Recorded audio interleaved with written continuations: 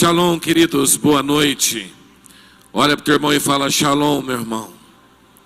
Olha para o irmão do outro lado, fala shalom. Fala assim para ele, eu só não vou dar uma risada, senão você não vai enxergar. Glória a Deus, que alegria, queridos. Estamos no nosso segundo culto. Tivemos um culto hoje pela manhã, momento maravilhoso. E eu creio que Deus nessa noite tem algo especial para liberar sobre a sua vida. Amém? A Bíblia fala aqui em Marcos capítulo 11, verso 23. Porque em verdade vos digo que qualquer que disser a esse monte, erga-te e lança-te no mar, e não duvidar no seu coração, mas crer que se fará aquilo que diz, tudo que disser lhe será feito. Tudo que disser lhe será feito. Uma das coisas que nós temos ensinado nessa igreja é sobre fé. É sobre aquilo que você fala, aquilo que você crê e a forma que você vive. A Bíblia diz que tudo que você disser será feito. Você precisa começar a entender que muitas coisas que você tem vivido nada mais é do que o fruto, o resultado daquilo que você fala. A forma que você fala da sua vida, a forma que você fala da sua família, a forma que você fala da sua vida financeira, a forma que você fala de você mesmo. Vou dar um exemplo claro aqui. Dei hoje pela manhã e vou dar. Hoje vou aproveitar que o meu irmão Humberto está aqui. O meu irmão esses dias começou a fazer dieta. E ele começou a falar assim, não adianta porque eu não vou emagrecer. E parou de comer e começou a fazer dieta. Resultado, começou a engordar. E aí ele chegava e falava, não, mas olha, não adianta, sem comer engordando. E aí um dia eu cheguei para ele e falei, cara, isso é óbvio que você vai engordar. Tudo que você disser, lhe será feito. Tudo que você disser, lhe será feito. Me lembro quando eu tinha 18 anos de idade. Fui tirar a habilitação de moto. E eu falei, eu vou ser reprovado. E eu fui reprovado. Tudo que você disser, lhe será feito. Algo que nós precisamos, queridos, entender que o reino espiritual, a forma que o reino espiritual funciona, nós muitas vezes não entendemos. Mas a Bíblia diz que quando você crer com o seu coração, quando você pode olhar para esse monte e você pode dizer ao monte, erga-te, lança-te no mar, e se você crer no seu coração, tudo que você disser lhe será feito. Crer é uma ação essencial para que possamos ter uma vida de sucesso e uma vida de vitória. Por que eu estou falando isso, queridos? Porque eu vou ministrar uma palavra de Deus ao teu coração hoje. E a Bíblia diz que a palavra de Deus é vida e ela também é remédio. Eu quero declarar, queridos, que todos aqueles que entraram enfermos, enquanto essa palavra está sendo ministrada, você hoje vai sair daqui curado. Você vai receber a cura. Nós cantamos aqui 2 cânticos, adoramos o Senhor com 2 cânticos. Só aquele cântico, querido, já era razão para você que está enfermo já sair daqui pulando de alegria. Porque aqueles que entenderam e adoraram a Deus com aquele cântico, realmente receberam a cura. Pode sair daqui pulando, recebendo o milagre de Deus sobre a sua vida. Porque é verdade. A palavra de Deus é vida e a palavra de Deus é remédio. Não existe enfermidade quando nós cremos no poder da palavra de Deus. Amém? Olha para o teu irmão e diga, receba a cura, meu irmão. Olha para o irmão do outro lado e diga, receba a cura. Essa noite é uma noite de ceia. E uma das coisas que nós precisamos é relembrar a morte, o sacrifício de Cristo, a morte e a ressurreição do nosso Senhor. Hoje eu quero falar sobre o tema herdeiros da maior herança. Diga, herdeiros da maior herança. Diga, eu sou herdeiro da maior herança. 1 Pedro, nós vamos meditar hoje em 1 Pedro, capítulo 1, do verso 3 ao verso 9. Eu quero que você esteja atento para esta palavra. 1 Pedro, capítulo 1, do verso 3 ao verso 9. Bendito seja o Deus e Pai do nosso Senhor Jesus Cristo. Conforme a sua grande misericórdia, Ele nos regenerou para uma esperança viva, por meio da ressurreição de Jesus Cristo dentre os mortos, para uma herança que jamais perecerá, poderá perecer, macular-se ou perder o seu valor. Herança guardada nos céus para vocês, que mediante a fé são protegidos pelo poder de Deus, até chegar à salvação prestes a ser revelada no último tempo. Nisso vocês exultam, ainda que agora por um pouco de tempo devam ser entristecidos por todo tipo de provação. Assim acontece para que fique comprovado que a fé que vocês têm, muito mais valiosa do que ouro que perece, mesmo que refinada pelo fogo, ela é genuína e resultará em louvor, glória e honra, quando Jesus Cristo for revelado. Mesmo não tendo visto, vocês o amam, e apesar de não verem agora, creem nele e exultam com alegria indizível e gloriosa, pois vocês estão alcançando o alvo da sua fé, a salvação das suas almas. Pai, que essa palavra nesta noite entre no nosso coração, que ela possa produzir um efeito que vai nos levar a viver um tempo novo.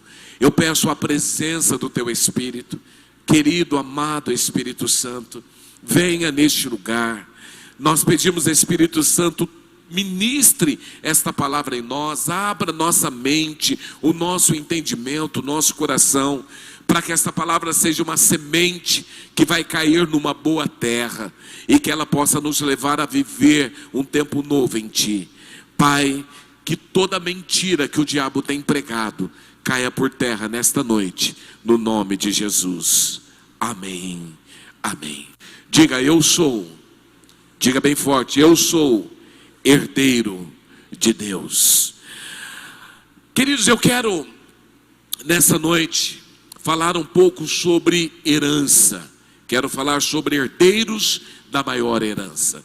E aqui eu quero responder 3 perguntas para que você entenda aquilo que Pedro está dizendo nesse capítulo que acabamos de ler.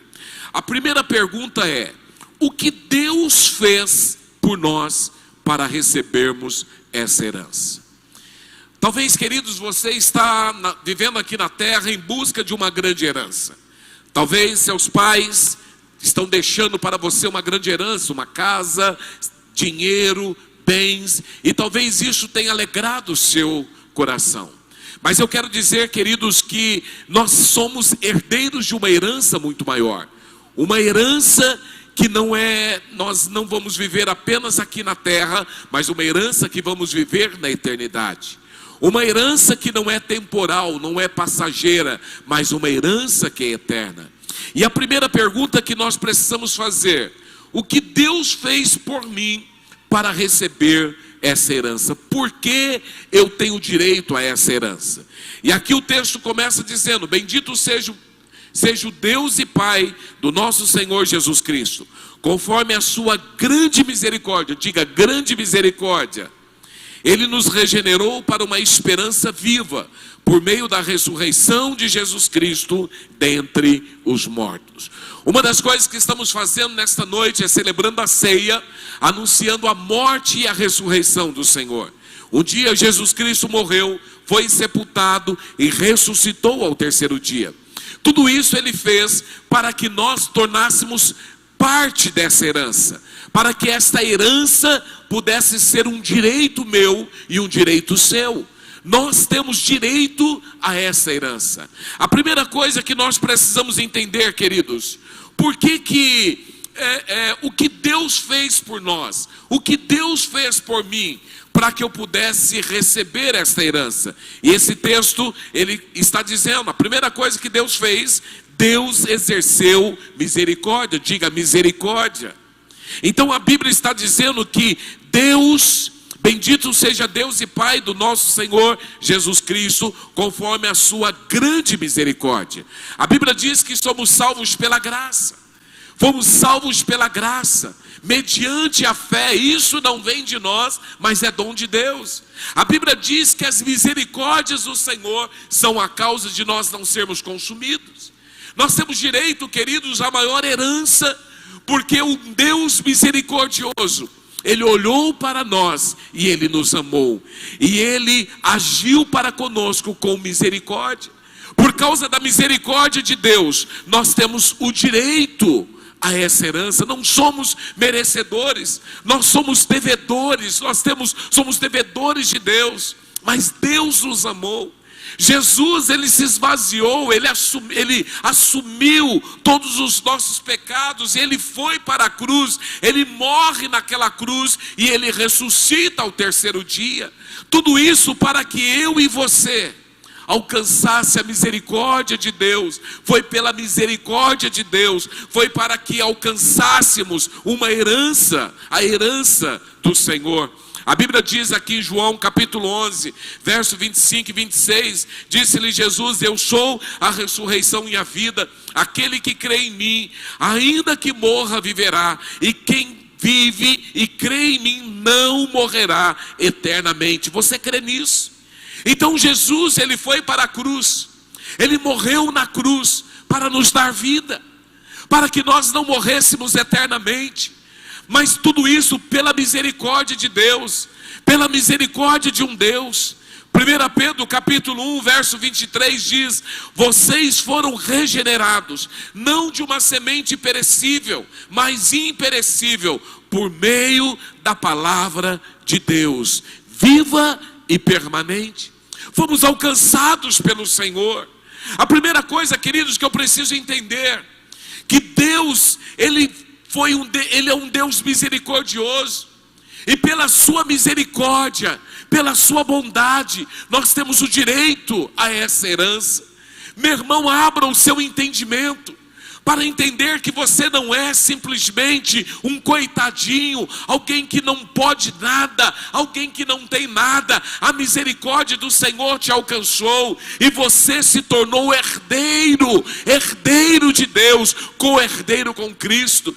Tudo isso Ele fez por amor a mim e por amor a você. Nós não tínhamos beleza, não tínhamos formosura, não tínhamos nada para oferecer para o Senhor. Mas assim mesmo, Ele resolveu nos amar. Ele resolveu nos amar. Ele resolveu mudar a nossa história. Ele resolveu mudar a nossa vida. Tudo isso como prova de amor. Deus te ama, meu irmão.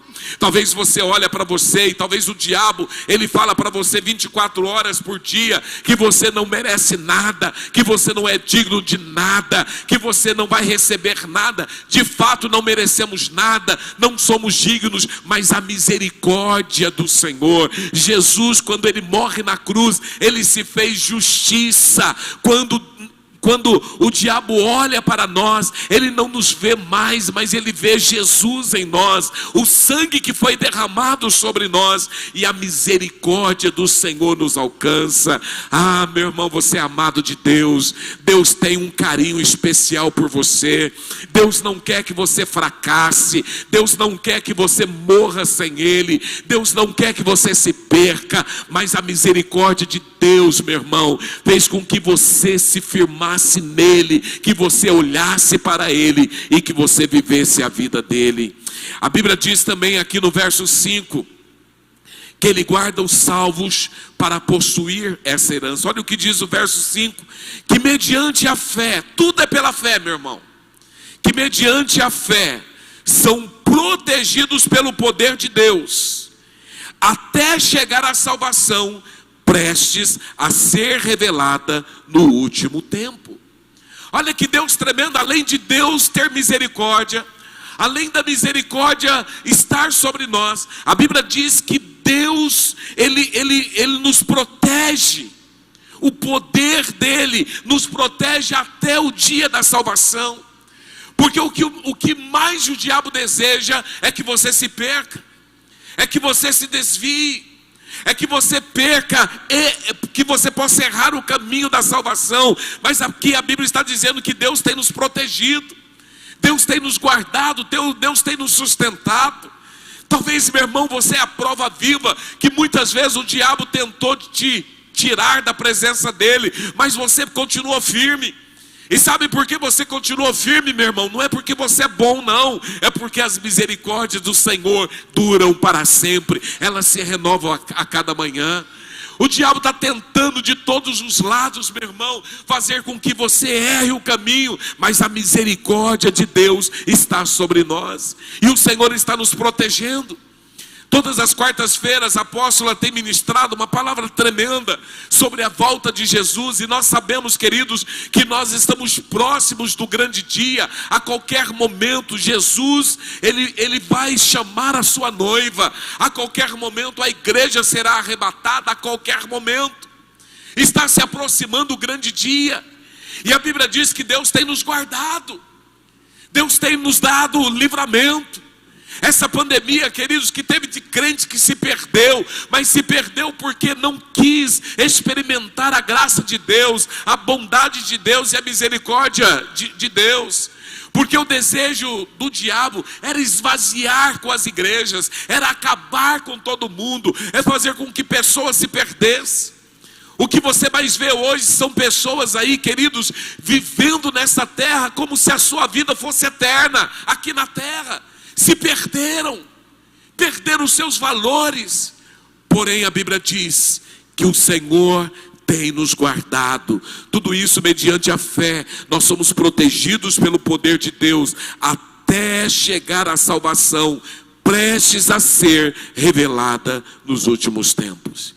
Apóstolo, o que Deus, como parte dessa herança, o que Deus de fato, o que Deus fez por nós para recebermos essa herança? Primeiro, Deus, Ele tem tido misericórdia. Segundo, Deus tem nos guardado. Diga misericórdia. Diga misericórdia. E Ele tem nos guardado. Segunda pergunta: como é essa herança? Olha para o teu irmão e fala: como é essa herança? Muitos pais têm trabalhado duro para deixar uma herança para os seus filhos. Pais que dizem: não, eu tenho que deixar casas, eu tenho que deixar carro, eu tenho que deixar dinheiro, eu tenho que deixar uma herança. Queridos, entenda algo: a maior herança que você pode deixar para o filho não é uma herança na terra, mas é uma herança no céu, na eternidade. A maior herança que um pai precisa, ele pode deixar para o filho, não é herança, uma herança perecível. Uma das coisas que nós temos acompanhado é quantos irmãos se matam por causa de uma herança. Quantas famílias brigam por causa de uma herança. Quantos parentes não conversam por causa de uma herança. E pior, uma herança perecível. Uma herança que perde valor. Mas a Bíblia diz aqui que a herança que o Senhor deixou para nós é uma herança diferente. Olha o que ele fala aqui no verso 4: para uma herança que jamais perecerá, macular-se, perder o seu valor, herança guardada nos céus para vocês. Então aqui Pedro está dizendo que a primeira coisa, Deus, Ele age para que eu e você possamos ter uma herança. Como que Ele faz isso? Pela misericórdia. Ele vai nos guardando para que nós possamos tomar posse dessa herança. E aí você olha aí e você pergunta: mas como que é essa herança? Primeira coisa, você tem que entender que é uma herança que não perde o seu valor. É uma herança que jamais irá perecer. É uma herança que jamais irá macular-se. É isso que Pedro está dizendo. Enquanto pessoas estão brigando por uma herança que perde valor, uma herança que perece, uma herança que acaba, Pedro está falando que Deus preparou para nós uma herança maravilhosa. E a Bíblia está dizendo, queridos, que essa herança está reservada para nós nos céus. Porque onde iremos passar a nossa eternidade? No céu. Aqui na terra os dias passam. Essa semana o André Camargo perdeu a sua avó. Pastora Nilva perdeu a sua mãe, uma senhorinha de 99 anos, que foi para o hospital. O médico fez todos os exames e chegou à conclusão: ela não tem nada. Todos os órgãos estão perfeitos. Aí você pergunta, apóstolo, mas como que ela morreu? Se ela não tinha nada e todos os ossos estavam perfeitos. De velhice. Os médicos olharam e disseram, olha, tudo funcionando normal. Porém agora ela está fraca. Ela chegou numa idade, 99 anos, e ela não tem mais o que fazer. Ela simplesmente está na hora de partir. Porque, queridos, aqui tudo é passageiro. Você pode viver a melhor qualidade de vida. E olha que essa irmãzinha, ela até 5 dias atrás andava consciente, sem problema nenhum físico. Mas aqui tudo é temporal. Aqui tudo passa. Pedro está falando de uma herança na eternidade, queridos. As pessoas estão muito centradas na terra. Elas não estão se preparando para a eternidade. Elas não estão se preparando para estar com Jesus. Elas não estão se preparando para a vida após essa vida. Elas estão muito preocupadas em trabalhar, ganhar dinheiro, construir casa, criar seus filhos, crescer profissionalmente. Elas estão correndo muito. Elas estão perdendo o foco da eternidade. E Pedro aqui está falando de uma herança uma herança que não vai perecer, uma herança que não perde o seu valor, que não pode macular-se. Mas Pedro está dizendo que essa herança, ela será dada na eternidade, ela será dada no céu. É algo que nós iremos viver eternamente. Porém nós estamos aqui, queridos, preocupados com os nossos 70, 80, 90 anos, 99 anos que podemos chegar aqui. Estamos preocupados, gastando tempo, investindo a nossa vida, perdendo a essência do verdadeiro evangelho, perdendo o valor do que é uma vida com Deus, pelas coisas aqui na terra. Eu creio, queridos, pela palavra de Deus, que existem herança de Deus aqui na terra, sim, mas não se compara com a herança que Ele tem para nós na eternidade. Eu creio, queridos, que aqui na terra o cristão tem direito de viver uma vida de prosperidade. Eu creio nisso. Eu creio que o cristão, aquele que entregou a sua vida a Jesus, tem direito à cura. A enfermidade não pode assolar a sua vida. Eu falando com o André essa semana, eu disse, André, que tremendo olhar para a tua avó e vi uma mulher de 99 anos sem doença. Eu falei, meu irmão, que eu estou esperando a volta de Jesus. Nós sabemos que Jesus voltará a qualquer tempo, mas nós não sabemos quando.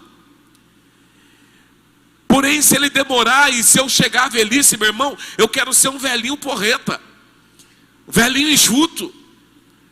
Não quero ser velhinho gagá não, meu irmão. Quando você olha para a Bíblia, você olha para Abraão, você olha para Moisés, você olha para grandes homens que passaram uma velhice não cheia de enfermidade, não. Uma velhice onde simplesmente o tempo chegou e eles foram. Então quando eu disse para o André, falei, André, que tremendo olhar para sua avó e simplesmente saber que ela foi. Não ficou numa cama, não ficou aí doente, não ficou cheia de dor, cheia de problemas, não. Ela enfrentou uma velhice saudável. É isso que Deus tem para o seu povo. Você tem direito a isso. Eu creio nessa herança de Deus aqui na terra. Você tem direito de viver uma vida, gozar da vida na terra em plena saúde, já que a palavra de Deus é remédio. Você tem direito à prosperidade, você tem direito à alegria, você tem direito de viver uma vida, um padrão de vida familiar legal, você tem direito a um casamento abençoado. Mas, meu irmão, nada disso pode fazer você perder a visão do céu, a visão da eternidade. Tudo que nós temos o direito de viver na terra não se compara com o que viveremos no céu. Porque aqui tudo é passageiro, tudo é temporal, tudo se acaba, mas lá na eternidade tudo é eterno. A Bíblia diz aqui em Romanos 8, 16, 17, o próprio Espírito testifica ao nosso espírito que somos filhos de Deus. Se somos filhos de Deus, somos herdeiros, herdeiros de Deus e co-herdeiros com Cristo. E se de fato participamos dos seus sofrimentos, para que também participemos da sua glória. Existe uma diferença entre herança e galardão. Herança é proveniente de um direito de filho. Todo filho tem direito à herança. Todos aqueles que receberam Jesus como Senhor têm direito à herança.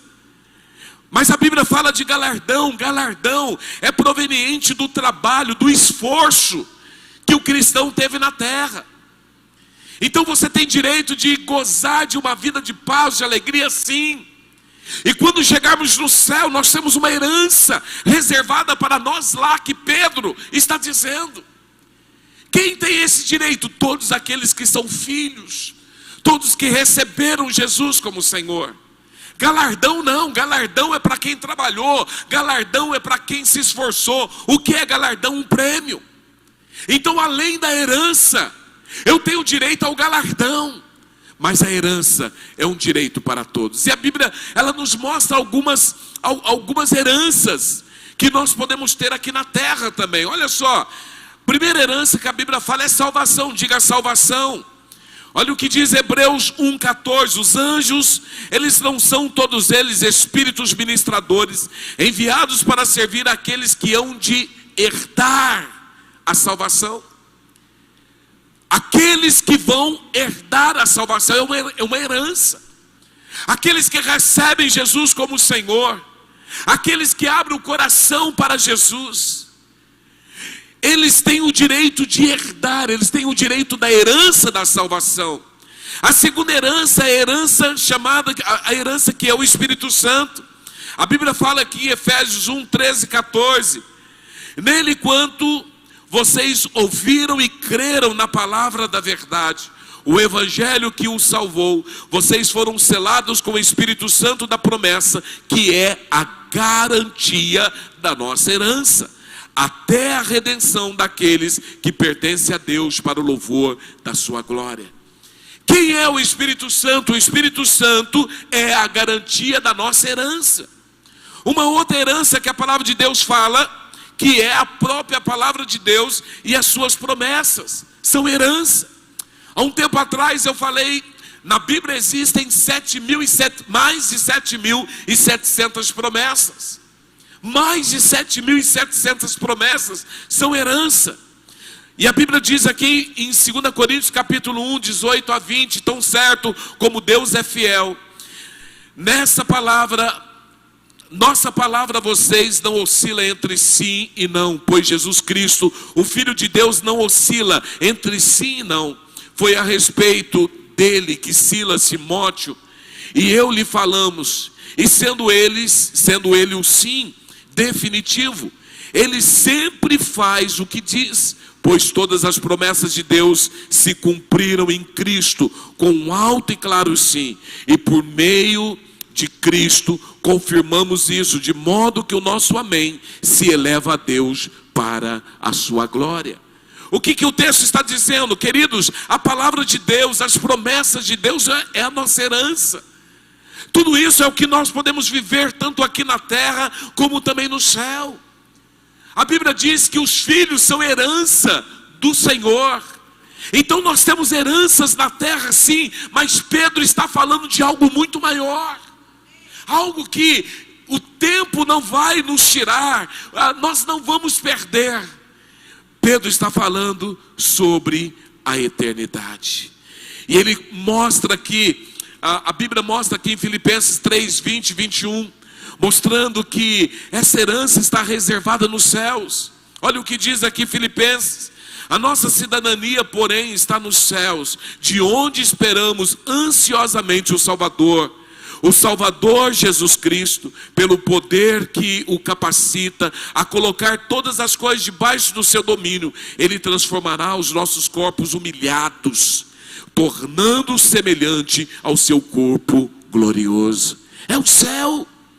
Então eu preciso começar a me conectar com o verdadeiro cristianismo. Eu preciso começar a entender que existe uma eternidade, e essa eternidade existe uma promessa de uma herança. Quando você olha, queridos, Apocalipse capítulo 21, a partir do verso 2, você começa a ver ali a descrição da cidade santa.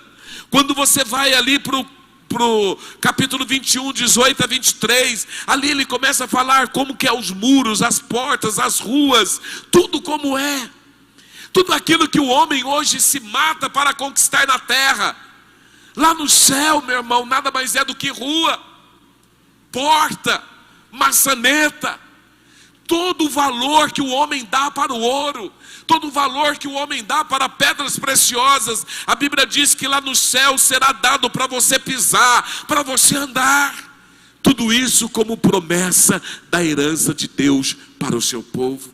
Essa herança, uma herança de uma vida eterna, de uma vida de alegria, uma vida que não tem dor, onde não tem mais tristeza, onde não haverá mais dificuldades, não haverá mais batalha. Tudo isso é promessa de Deus para mim, para você. Porém as pessoas têm uma ideia, não, mas isso está muito distante, isso está muito longe, jamais eu vou conseguir entender isso. Quando eu olho para a palavra de Deus, queridos, Apocalipse capítulo 22, ele falando aqui do rio da vida, da árvore da vida. E quando eu começo a olhar para esse texto, ele começa a mostrar aqui que tudo aquilo que Deus tem para nós, Deus vai enxugar da nossa face toda lágrima, toda tristeza, toda dor e toda angústia. Diga, eu tenho direito. Diga, eu tenho direito a uma herança. E por último, o que eu preciso fazer para ser um herdeiro? E a Bíblia está dizendo, nisso exultem, exultam, ainda que agora por um pouco de tempo devam ser entristecidos por todo tipo de provação. Assim acontece, para que fique comprovado que a fé que vocês têm, muito mais valiosa do que o ouro que perece, mesmo que refinado pelo fogo, é genuína e resultará em louvor, glória e honra, quando Jesus Cristo for revelado. Mesmo não tendo visto, vocês o amam, e apesar de não verem agora, vocês creem nele e exultam com alegria indizível e gloriosa, pois vocês estão alcançando o alvo da sua fé, a salvação das suas almas. Primeira coisa que nós precisamos entender, quando o texto fala essa expressão, nisso exultai, nisso exultam, nada mais é do que um estilo de vida de alegria, marcado pela obediência nos mandamentos do Senhor. Aqui o texto está nos ensinando, queridos, se eu quero esta herança para mim, eu preciso aprender a exultar, a me alegrar, mediante as lutas e mediante as batalhas. Eu preciso aprender a me exultar, a me alegrar na obediência, em obedecer a palavra de Deus. Quer ver um exemplo? Olha aqui para mim. Toda vez que alguém vem aqui na frente para ministrar sobre fidelidade financeira, tem algumas pessoas que falam, eu não concordo, eu acho que não é assim. Sempre tem alguém que se contorce um pouquinho na sua cadeira. Sabe por quê? Porque aprendeu que não, eu obedeço naquilo que eu acho que, naquilo que eu concordo, naquilo que eu não concordo, eu não obedeço. Sendo que aqui Pedro está dizendo que nós precisamos exultar, nisso vocês exultam, ainda que agora por um pouco de tempo devam ser entristecidos por todo tipo de provação. Nós precisamos aprender a exultar na obediência, por mais que doa, por mais que eu não concorde, por mais que eu não goste. Vamos dar um exemplo. Imagine meu filho Guilherme, tem 9 anos de idade, e eu chego para ele e falo assim, filho, pegue o chinelo debaixo da cama. E ele olha para mim sorridente e diz, sim senhor papai, eu estou indo lá buscar, eu sou obediente, eu vou fazer, e faz isso com alegria. Mas de repente eu falo para ele, filho, busque o chinelo debaixo da cama. E aí ele sai batendo o pé, nervoso, bicudo. Eu vou buscar, mas eu não gostei dessa ordem. Eu não gostei daquilo que o Senhor está fazendo. Existe uma diferença. A Bíblia está dizendo que nós precisamos aprender a exultar, a nos alegrar, queridos. Mesmo que estamos sendo provados, mesmo se nós não gostamos. Nós precisamos aprender a exultar, a nos alegrar. Mesmo mediante, queridos, essa obediência, algo que talvez mexe com os meus valores, mexe com os meus conceitos, eu preciso aprender a exultar. E aqui, queridos, a primeira coisa você entendeu, olha, Jesus, ele agiu com misericórdia, Deus agiu com misericórdia, ele reservou esta herança para nós. Depois nós entendemos, queridos, o que é essa herança. Entendemos que essa herança funciona na terra, mas essa herança tem uma preciosidade muito maior no céu. Nós vamos viver aqui na terra uma vida de alegria, vamos, uma vida de paz, uma vida de suprimento, vamos, mas a maior promessa é que na eternidade todas as nossas lágrimas serão enxugadas. Mas a Bíblia também está dizendo o que eu preciso fazer para fazer parte dessa herança, para tomar essa herança. E a primeira coisa, eu preciso aprender a me exultar nas minhas provações. Talvez, meu irmão, você está passando por batalhas, talvez você está passando por dia mau, talvez você está passando por lutas, e a coisa que você tem feito é reclamado. Reclama do governo, reclama da igreja, reclama dos seus líderes, reclama de tudo. Enquanto você não aprender a exultar, a se alegrar, fazer as coisas para Deus com alegria, não é por necessidade, não vou fazer porque está pedindo, então eu vou fazer. Eu vou fazer não é porque está tendo a necessidade, então eu vou lá e vou fazer. Não, aprenda a fazer com alegria, aprenda a fazer com prazer. A Bíblia está dizendo que nós precisamos aprender a exultar, mesmo diante das provações, das perseguições. Meu irmão, para de reclamar, para de murmurar, para de falar mal das pessoas, para de falar mal do governo, tome posição como crente, como verdadeiro cristão. Para, meu irmão, de agir como ímpio. Nós estamos, queridos, preparando a igreja para o encontro com o noivo, preparando a noiva para o encontro com o noivo. E ele vem buscar uma igreja santa, uma igreja sem mácula, uma igreja sem ruga, uma igreja que tem prazer em servi-lo. A Bíblia está dizendo que por mais que você às vezes é entristecido, e como somos entristecidos? Às vezes vem uma dificuldade financeira, às vezes vem uma crise conjugal, às vezes vem um problema com o filho, às vezes vem uma batalha que nós enfrentamos no dia a dia, um desemprego. E a tendência natural é reclamar, é murmurar, é falar mal, é criticar. Meu irmão, se cale. Aprenda a exultar, entendendo que essa provação é passageira, ela é momentânea. Aprenda a glorificar a Deus, aprenda a dar louvor a Deus, porque tudo isso, queridos, tem um objetivo. Nós precisamos, queridos, estar sempre alegres em Deus. Nós precisamos saber, queridos, que essas provações, essas batalhas, elas simplesmente está nos adestrando para viver uma vida com Ele. Muitas vezes, queridos, nós somos testados por Deus para confirmar a nossa fé.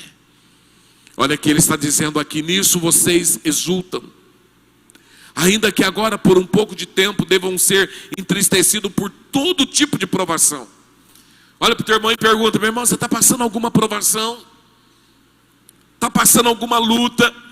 Como diz, está passando algum perrengue, meu irmão? Se alegre em Deus, se alegre. Ela é momentânea, ela vai passar. Verso 7.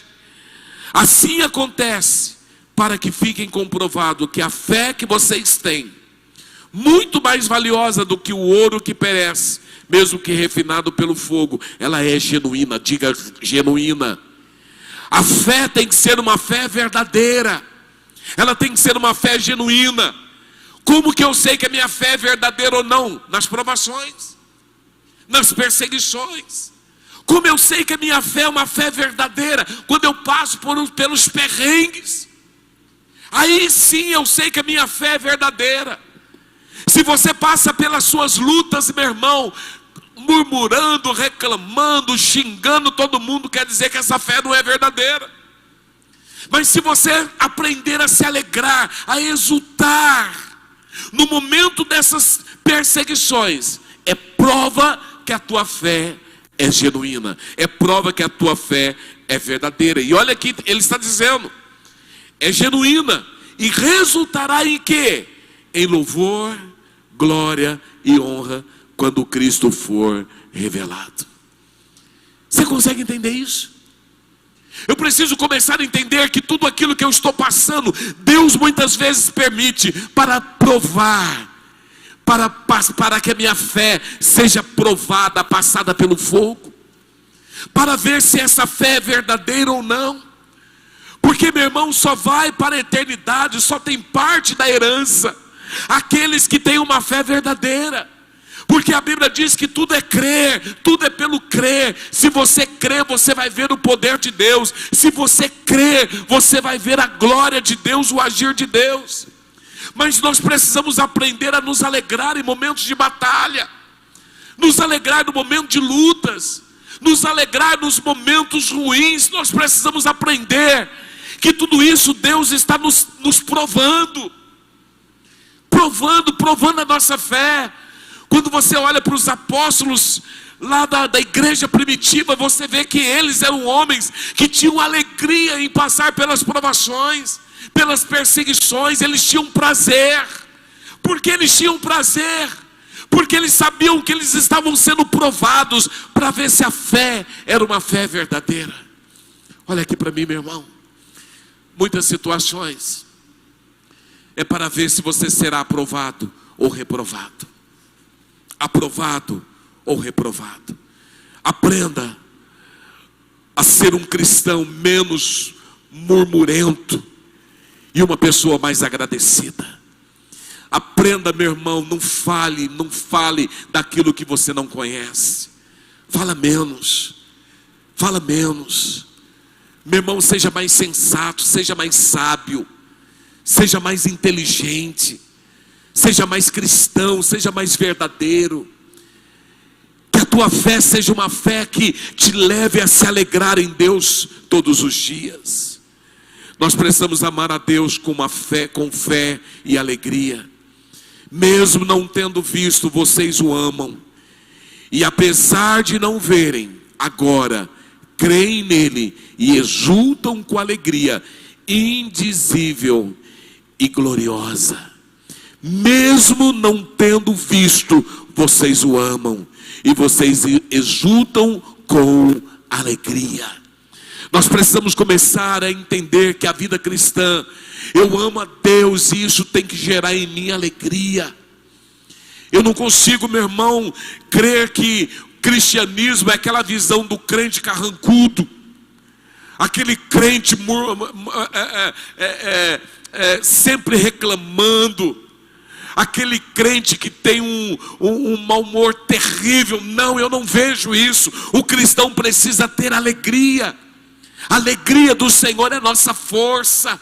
Eu preciso entender, posso passar por lutas, posso passar por batalhas, mas eu preciso ter alegria. E eu preciso viver de fé em fé.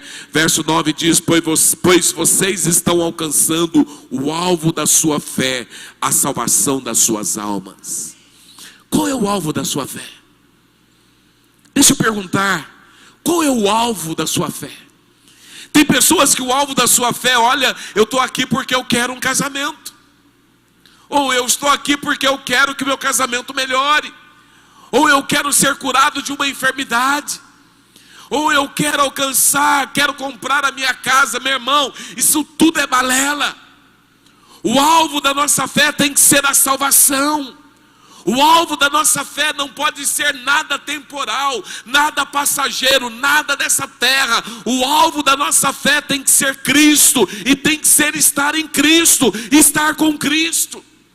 Se o alvo da sua fé é simplesmente melhorar de vida, resolver um problema de saúde, receber a cura, ou mudar algo dentro da sua casa, meu irmão, isso é muito pouco, isso é muito pequeno. O alvo da nossa fé tem que ser a eternidade, tem que ser a salvação. Por isso, queridos, essa igreja nunca pregou tanto sobre a volta de Jesus como tem pregado hoje. Porque o alvo da nossa salvação, da nossa fé, o alvo da nossa fé é Cristo. Porque é lá, queridos, que passaremos a nossa eternidade, uma eternidade de alegria. A Bíblia diz que nem olhos viram, nem ouvidos ouviram, o que jamais penetrou na mente do homem, o que Deus tem preparado para aqueles que o amam. Deus tem preparado uma eternidade sem dor, sem luta, sem batalha. Deus tem preparado um momento, uma eternidade para você, algo que não tem fim, para você experimentar o melhor dele. Mas precisa se tornar o alvo da nossa salvação, da nossa fé. Se isso não for o alvo da nossa fé, nós estamos vivendo um cristianismo fraco, um cristianismo falho. O alvo da nossa salvação tem que ser Ele. É por Ele, é para Ele, é tudo por Ele. Para que, meu irmão, você precisa buscar uma vida de santidade? Para que, meu irmão, você precisa se abster das coisas da terra? Porque, meu irmão, você precisa viver uma vida centrada em Deus? Porque, meu irmão, você precisa dar o seu melhor aqui na terra? Não é para ter uma vida melhor na terra, não, mas é porque o alvo da sua salvação é o Senhor. É saber que um dia prestaremos contas por tudo aquilo que fizemos no corpo ou fora do corpo, tudo prestaremos conta lá para o Senhor. E o alvo da nossa fé é o céu. Ah, meu irmão, eu quero que você nesta noite comece a buscar a razão do teu viver. A razão do teu viver não pode ser coisas temporais, não podem ser coisas passageiras. A razão da tua fé precisa ser Cristo. Você precisa voltar para a visão da eternidade, a visão do céu. Para, meu irmão, de ficar mirando só nas coisas da terra. Para de ficar só olhando para as coisas dessa terra. Não, se prepare. A qualquer momento Jesus virá buscar a sua noiva. A qualquer momento a trombeta irá soar. A igreja irá ser arrebatada. Seremos arrancados dessa terra. Iremos para o encontro do noivo. O Senhor está preparando a sua noiva. Ah, meu irmão, eu quero que você entenda isso nessa noite.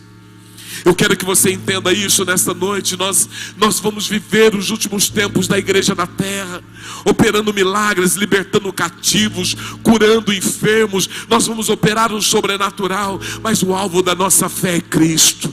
Ele é o autor e consumador da nossa fé. Os nossos olhos têm que se voltar para Ele. Nós precisamos vir na igreja, buscar a Deus, queridos, com toda a intensidade. Não porque eu quero receber alguma coisa aqui, não, mas eu quero estar a cada dia mais firmado no Senhor, mais forte, mais perto do Senhor. É isso que nós precisamos. É isso que nós precisamos querer, desejar, almejar o encontro da noiva com o noivo. Quando nós falamos da eternidade, da herança, nós vemos que lugar maravilhoso, que lugar lindo que Deus preparou para nós. Que lugar tremendo. Mas uma coisa que me preocupa, queridos, porque algumas pessoas têm tanta dificuldade, tanto medo da morte. Porque algumas pessoas têm tanto medo, sendo que o alvo da nossa fé é o céu, é a nossa salvação. Eu quero que você fique de pé, e eu quero que você hoje comece a olhar para dentro de você. A herança é um direito de todos os filhos. A herança é um direito de um filho. Deus é um Deus misericordioso. Nós entendemos o que é essa herança, e nós entendemos para que eu faça parte dessa herança. Eu preciso começar como filho, passar pelas lutas da vida com alegria. Eu preciso servir a Deus com alegria.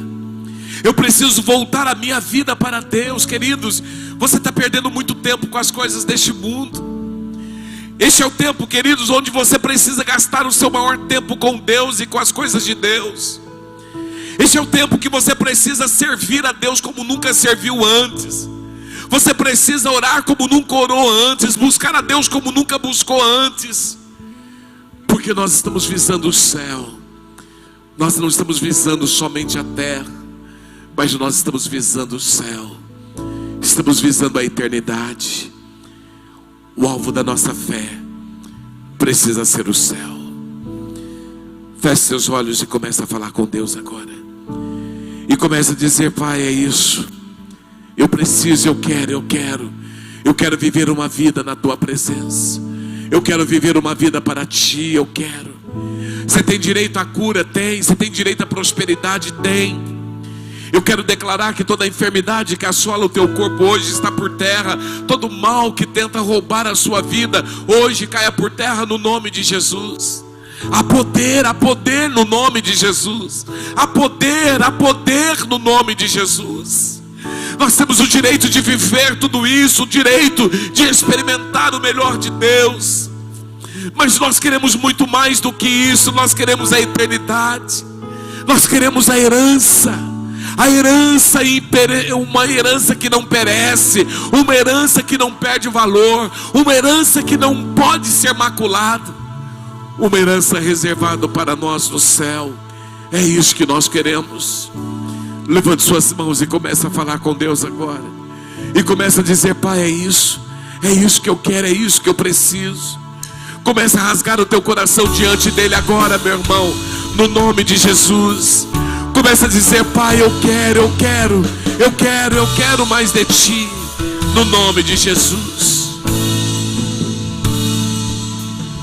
Cada vez que a minha fé é provada,